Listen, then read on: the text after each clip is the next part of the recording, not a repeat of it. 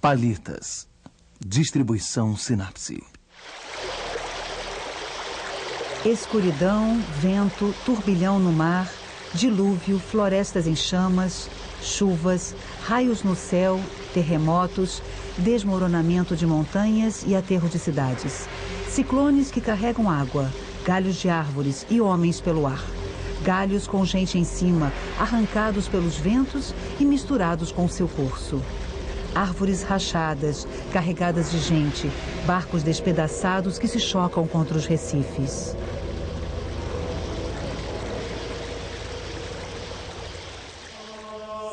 O sorriso e o entrelaçamento.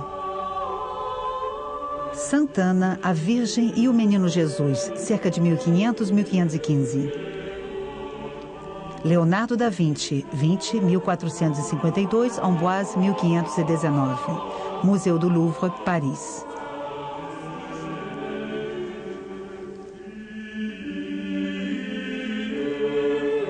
Um solo rochoso, castanho avermelhado, termina no primeiro plano em um abismo.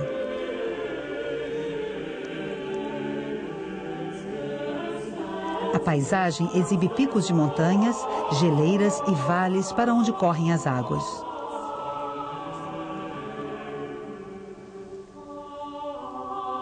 À direita, uma árvore muito escura na encosta de uma colina.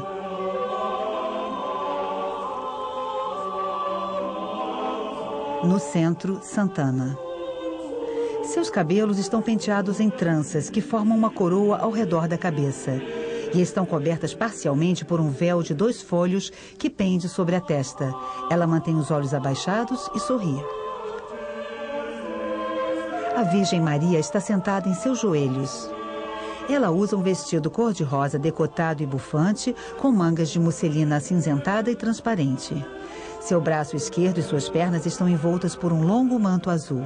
Maria se inclina na direção do menino Jesus, uma criança de 2 ou 3 anos. Nu e de cabelo encaracolado, ele está transpondo com a perna um cordeiro que se empina. A força nasce por violência e morre de sua liberdade. E quanto maior é, mais depressa morre. Repele furiosamente o que se opõe à sua destruição. Pode viver e matar a causa que constitui obstáculo para ela, e vitoriosa, morre. E quanto maior ela é, maior a sua potência. Toda coisa criada quer ser perene. Toda coisa constrangida constrange por sua vez. Nada se move sem a força.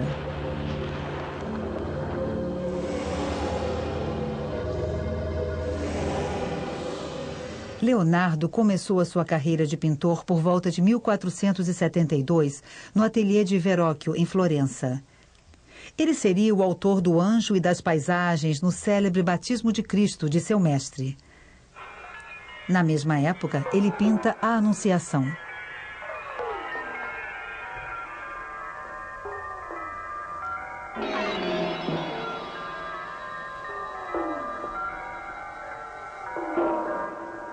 Ele se destacou como retratista.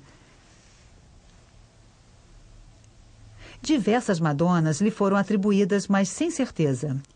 Ele inicia a adoração dos magos, que jamais chegaria a concluir. Ele troca a Toscana por Milão, onde se põe ao serviço de Ludovico o Mouro. Pinta A Dama com o Arminho e uma primeira versão de A Virgem dos Rochedos, provavelmente a que se encontra no Louvre hoje em dia. Em 1495, ele inicia a ceia para o refeitório de Santa Maria delle Grazie. Com a queda de Ludovico, Leonardo parte para Mântua, onde inicia um retrato de Isabella d'Este. De volta a Florença, prepara a Batalha de Anghiari para o Palazzo Vecchio. Destruído, restam apenas esboços preparatórios e uma cópia feita por Rubens.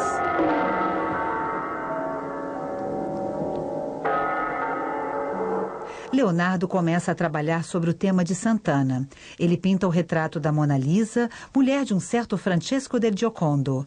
A tela logo se tornou célebre. Em 1506, retorna a Milão. Uma segunda versão de A Virgem dos Rochedos, provavelmente a de Londres. Leonardo prossegue seus estudos sobre a Santana. Em 1513, deixa Milão e oferece seus serviços a Juliano de Médici em Roma, dedicando-se a estudos técnicos. Em 1516, com a morte do seu protetor, ele aceita o convite do rei da França, Francisco I.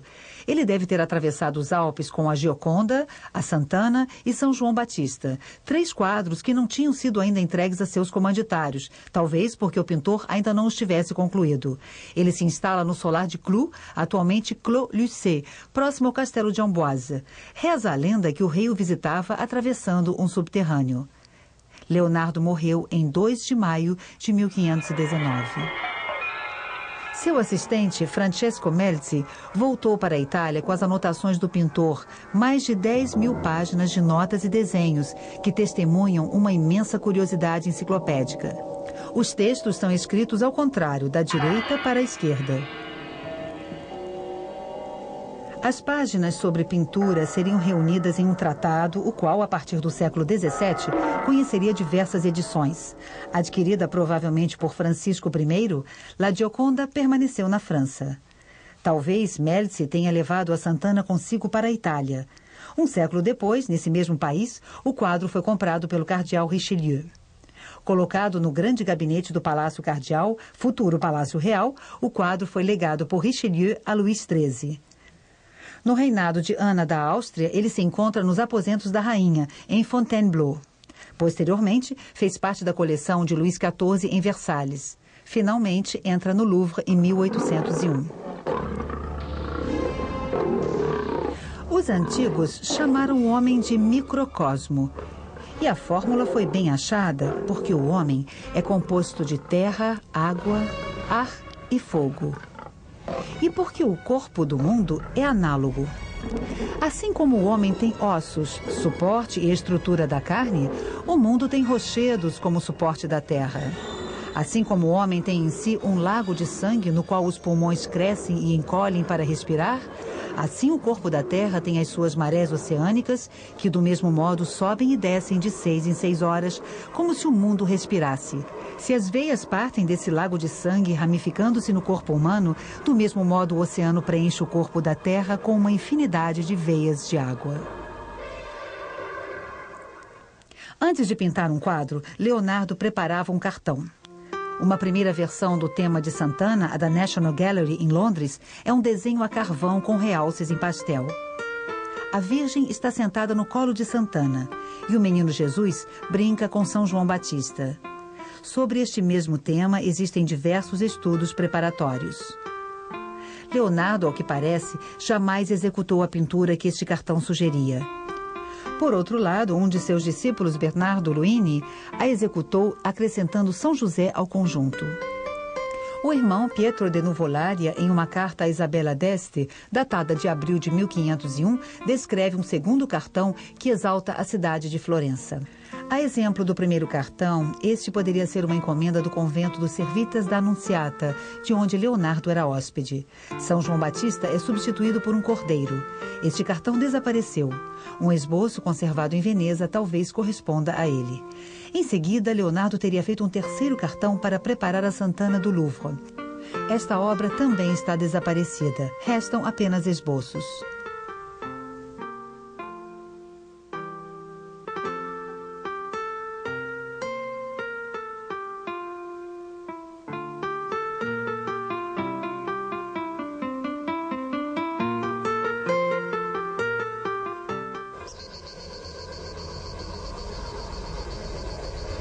A pintura se aplica a todas as funções do olho, que são em número de 10.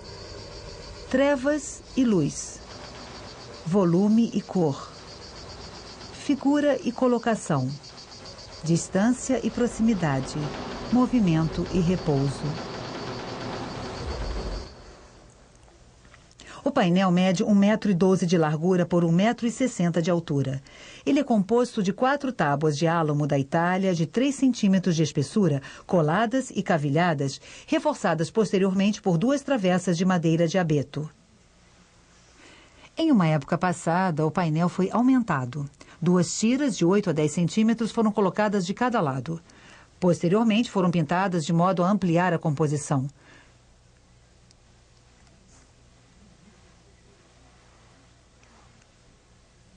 Hoje em dia, as duas tiras laterais estão ocultas pela moldura. As tábuas deformaram e apresentam uma ligeira convexidade que aparece nitidamente em luz baixa. Uma fissura considerável cruza o rosto de Santana.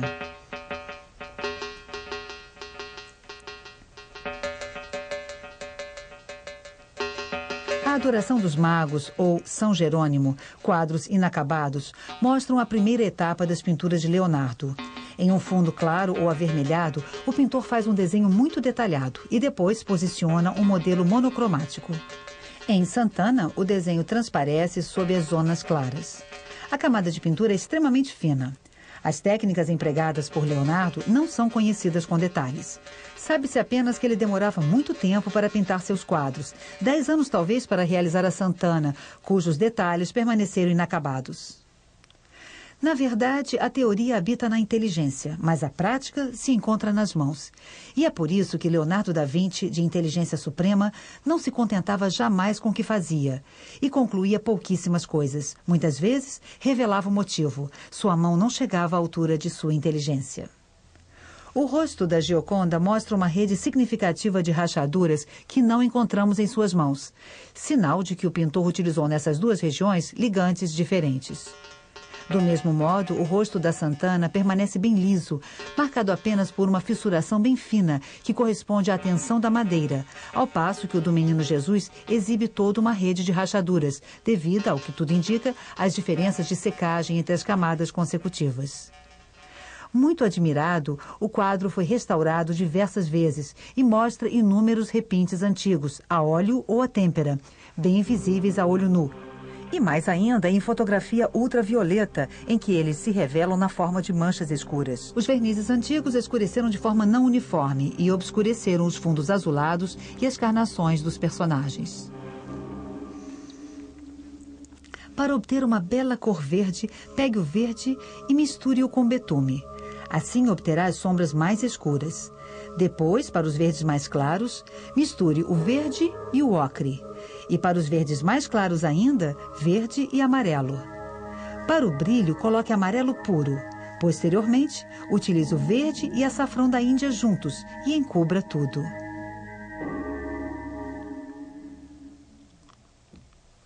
O quadro se divide em duas zonas cromáticas encaixadas. A das cores quentes, as carnações dos personagens, suas vestes, o solo da paisagem próxima. A das cores frias, o céu, as montanhas, a água, o manto da Virgem. A gama cromática é restrita. Cores frias, carnações e cores quentes formam sistemas limitados, porém rigorosos.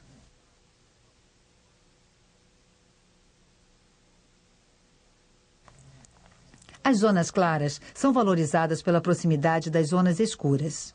A árvore e o céu, o rosto de Santana e seu toucado, o ombro da Virgem e seu cabelo castanho, o rosto do Menino Jesus e o último plano.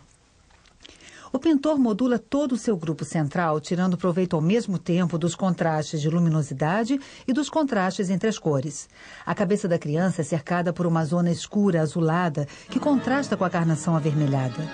O azul do céu é obtido com a ajuda de um azul médio.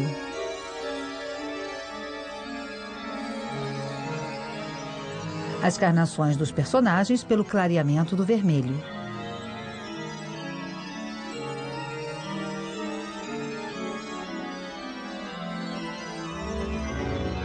O rosto de Santana, que parece muito claro, é na verdade bem mais escuro que o céu próximo. Leonardo obtém um modelo esbatendo a cor.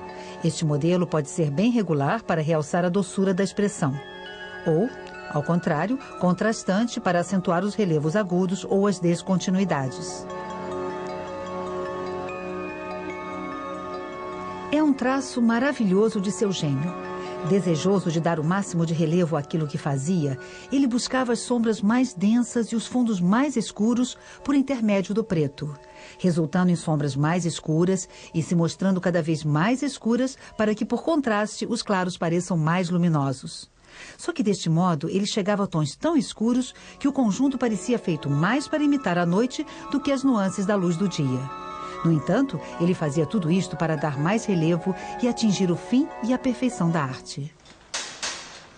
O ar está repleto de infinitas linhas retas e radiosas, entrecruzadas e tecidas, sem que uma nunca se sirva do percurso da outra, e elas representam para cada objeto a verdadeira forma de sua razão.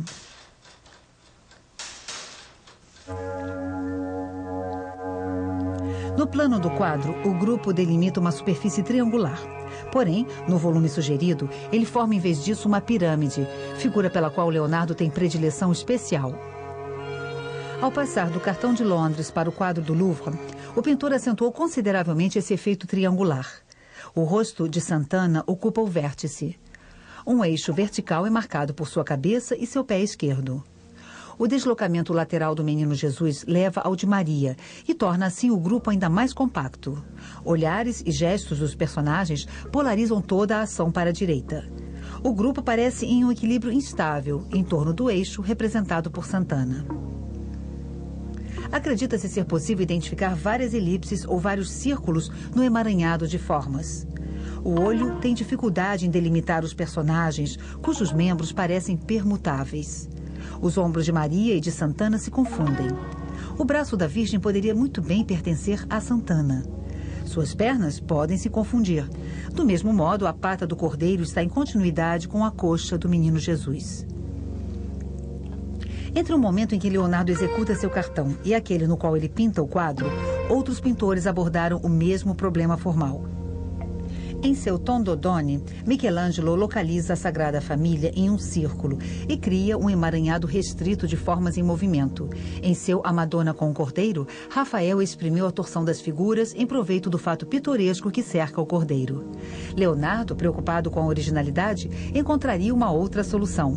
Posteriormente, muitos outros pintores o imitariam.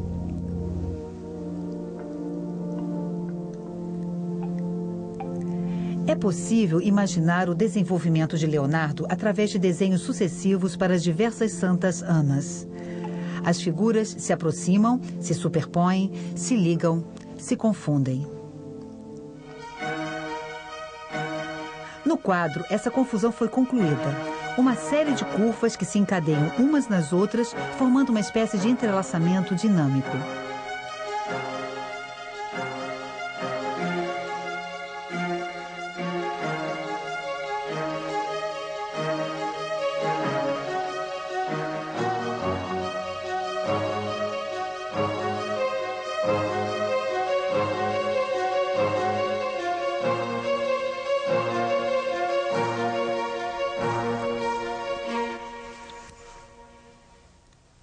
Há numerosas correspondências entre as formas e as texturas. As dobras das vestes e as dobras das montanhas. O volume do rosto de Santana e o volume da montanha. Estratificações dos rochedos e dobras dos tecidos. Os cachos do Menino Jesus ou do pelo do Cordeiro, as tranças de Santana, os festões que as rodeiam, os cachos da Virgem, os plissados do seu vestido, repetem em menor escala o entrelaçamento geral das formas, tema central de Leonardo da Vinci.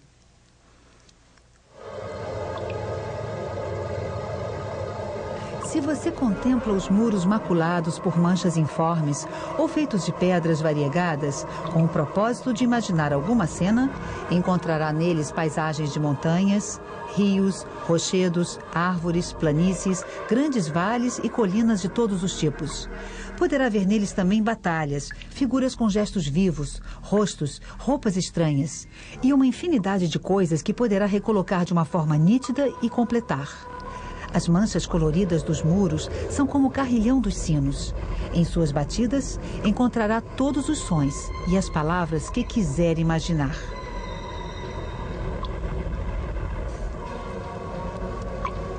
A figura de Santana, mãe da Virgem Maria, rara no século XIV, se propaga na Toscana do século XV. Em Masaccio, é uma mulher idosa. Ela predomina sobre a Virgem que está sentada no seu colo. O grupo é tratado de forma hierática. Em Leonardo da Vinci, as duas mulheres não aparentam diferença de idade. Todo o hieratismo desapareceu. A ternura de Santana envolve Maria como esta envolve seu filho com seus braços. A criança foge por entre as pernas da mãe como para simbolizar um nascimento. Ele pisa na terra para mostrar que se reúne à humanidade. Entre os antigos hebreus, matava-se o cordeiro como um sacrifício para Deus. O Cristo que morre na cruz e que assume todos os pecados do mundo é qualificado como Cordeiro de Deus. Os traços juvenis e a fragilidade do animal são destacados. Tentando pular por cima dele, Jesus tortura um pouco o cordeiro. Brincando com o animal, ele imita a futura cena de seus próprios sofrimentos e de sua condenação à morte. Maria, talvez consciente do destino de seu filho, tenta detê-lo. Outro elemento de mistério, os rostos. Neles se encontra a doçura dos personagens de Leonardo da Vinci. A conquista de um tipo de fisionomia pessoal e carregada de implicações filosóficas é característica dos pintores do Renascimento florentino. Botticelli, Michelangelo, Rafael procuram obter através do rosto uma espécie de ideal platônico de beleza. Em Da Vinci, soma-se outra característica, o sorriso. O sorriso da Virgem dos Rochedos, do anjo, da dama com o arminho, de São João Batista que sorri apontando o céu, da primeira Santana que também aponta o céu, da Mona Lisa. Um sorriso apenas sugerido, permitido unicamente por esta posição dos lábios e que inscreve a boca e os olhos em um círculo perfeito.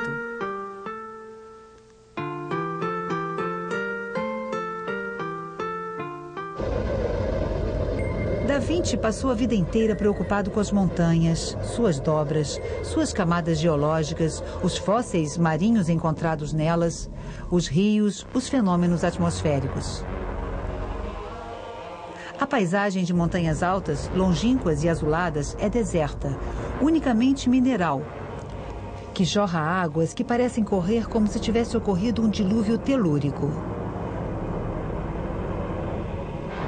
A paisagem da Gioconda exibe as mesmas montanhas distantes, azuladas e misteriosas. Na Virgem dos Rochedos, o cenário mineral se torna ainda mais fantástico, com uma caverna de formas estranhas e, em primeiro plano, uma espécie de abismo. O abismo, presente também na Santana, separa o observador da cena. Ele dá início a uma curva que se encontra no último plano, e a paisagem parece repetir também a linha serpentinada em um gigantesco entrelaçamento cósmico. Pareço, portanto, ter sido destinado a escrever a respeito do milhafre, pois, numa das minhas primeiras recordações de infância, parece-me que quando estava no berço, um milhafre se aproximou e abriu-me a boca com sua cauda, e com ela fustigou meus lábios várias vezes. A partir do sonho do milhafre, Sigmund Freud tenta, em 1910, uma análise do quadro, um sonho de infância de Leonardo da Vinci. Baseando-se em uma tradução mal feita, Freud toma o milhafre por um abutre. Ele destaca que o animal era uma divindade maternal entre os antigos egípcios. Da Vinci, filho bastardo de um notário toscano, teve duas mães, a verdadeira e a mãe adotiva, donde, segundo Freud, a reunião das duas figuras maternas em um único corpo. O sorriso enigmático que aparece em todos os personagens seria o sorriso maternal sublimado. Um discípulo de Freud, Oskar Pfister, descobre alguns anos mais tarde a silhueta de uma ave nos contornos e nas dobras do manto azul da Virgem. O rabo do pássaro entraria em contato com a boca da criança. Alguns veem o rosto de um homem afogado flutuando na água. Na gruta da Virgem dos Rochedos, outros veem uma mão levantada em frente a um rosto humano. O autor repara no contorno das pedras colocadas ao pé de Santana. Muito trabalhada, uma dentre elas, uma espécie de ágata, evocaria a forma de um feto. Tanto as interpretações como as críticas podem ser defendidas a partir das anotações do próprio Da Vinci. Quase sempre, o pintor se mostra inimigo de todo o esoterismo e preocupado, sobretudo, com a observação e a experimentação científica. Entretanto, às vezes, ele é fascinado por imagens fantásticas e valoriza as profecias, as deformações caricaturais, as anamorfoses.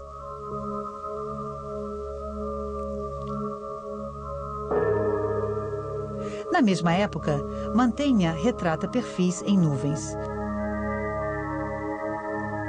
O século XVI seria marcado pela figura da analogia. Paisagens antropomórficas, cabeças compostas, grotescas, engendrando, na orla do barroco, toda uma estética da ambiguidade. Esta magia natural, nascida da busca das analogias, perpetuou-se até a nossa época, através das anamorfoses, ilusões de ótica ou mesmo adivinhações infantis.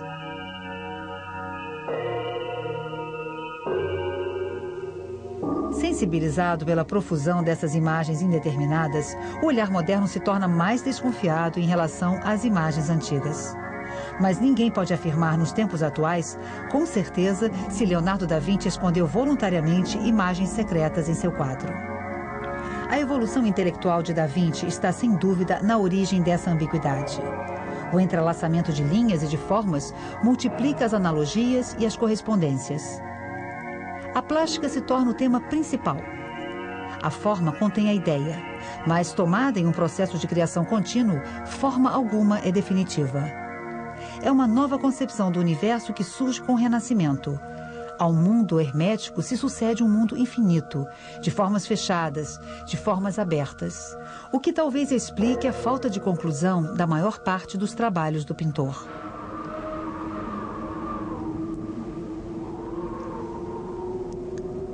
Impelido pela minha ávida vontade, desejoso de ver a grande abundância de formas variadas e estranhas feitas pela engenhosa natureza, andando à roda um pouco entre os rochedos sombrios, cheguei à entrada de uma grande caverna.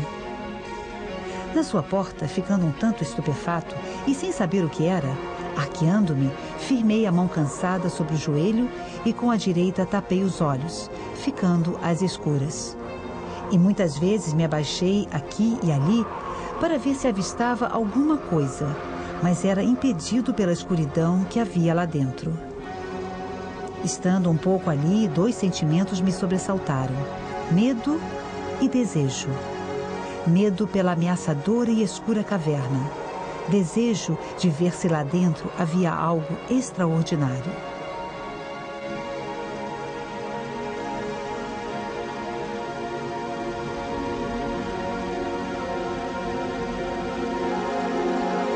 Versão brasileira Audio News.